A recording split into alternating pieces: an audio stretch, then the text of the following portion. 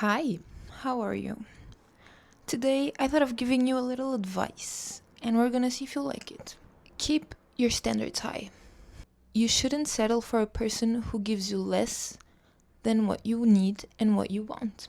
You should find a person that corresponds exactly to your expectations. And if you ever find someone that doesn't correspond to that, break up with them because they are not what you need in your life. Haven't you heard of that? Haven't you been hearing that lately so often? You have. You know why? Because it became a trend to keep your standards high.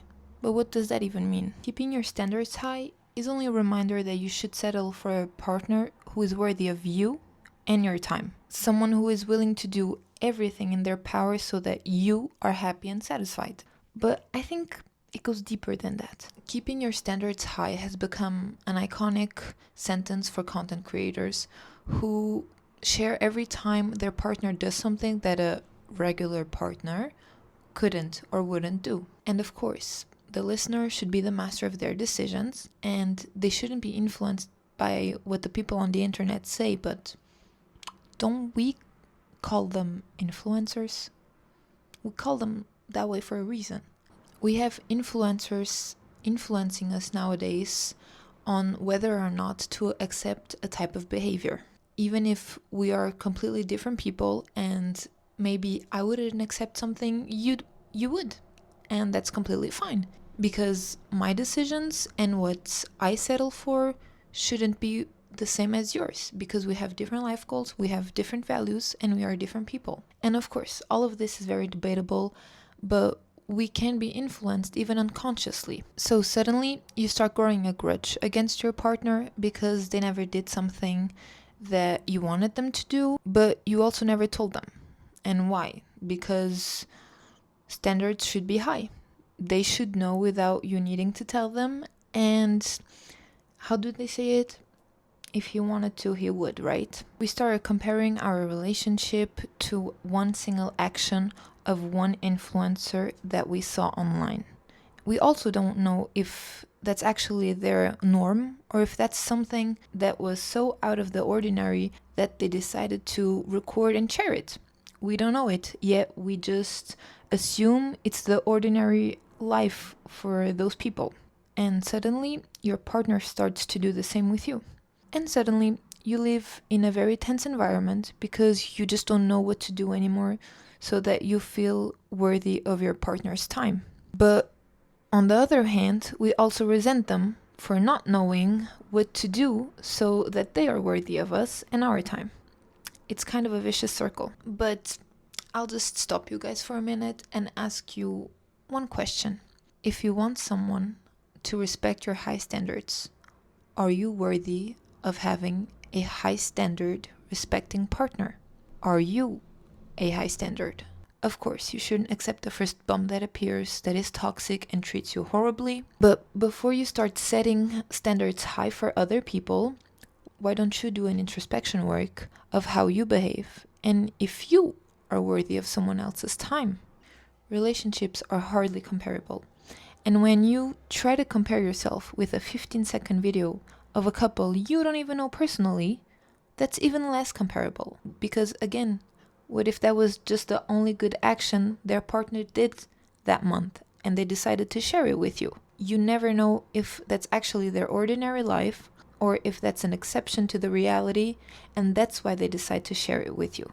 And I'm not here to go into a bashing route about content creators that I also don't even know, but you should do your own analysis and your own standards, even if they aren't as high as a royal princess's standards. You should be satisfied with it, even if someone else would break up for it. You know, your partner is also their own person, and it's not because they don't do something that someone else does that it makes them a bad partner. It's not because another girl's boyfriend gives her flowers every week that your boyfriend should too. Maybe your partner even does things you overlook just because you are so focused on those social media actions that for you, the small gestures that they still do for you are not enough. You know, for example, my boyfriend is not a very much a flower guy, but every time he goes to the gas station, he brings me my favorite drink. Every time I let my little slippers around and I walk barefoot.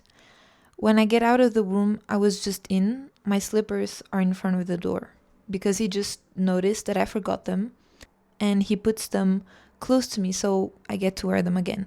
Those are small things that you don't see on social media.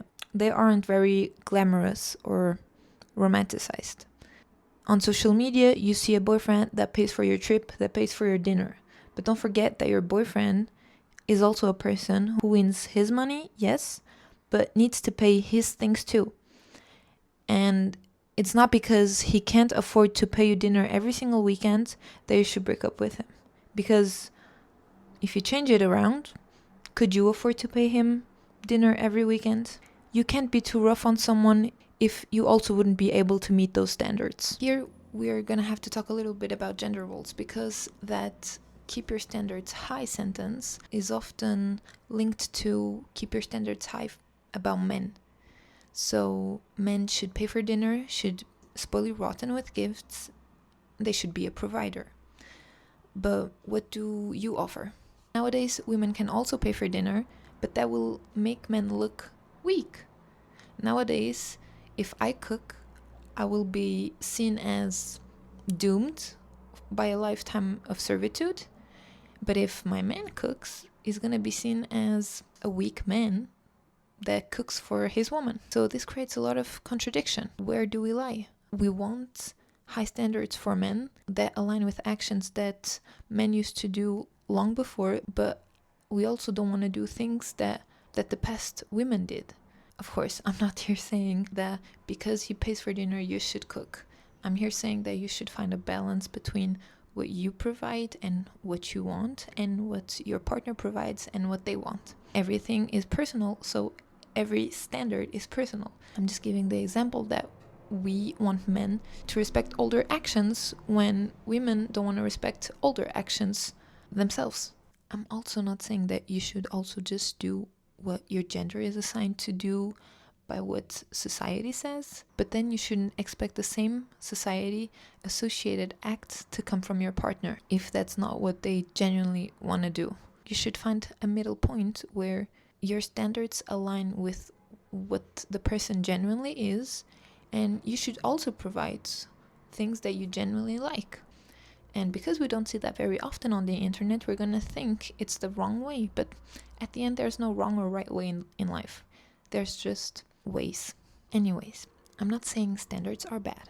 I'm saying that social media just became a very performative and comparative game where people have to become mind readers instead of communicating with each other. Remember that relationships are built through communication, understanding, and effort, and not only viral TikTok gestures. Next time you want your partner to do something, maybe talk to them about it and see if it's in their reach to do it.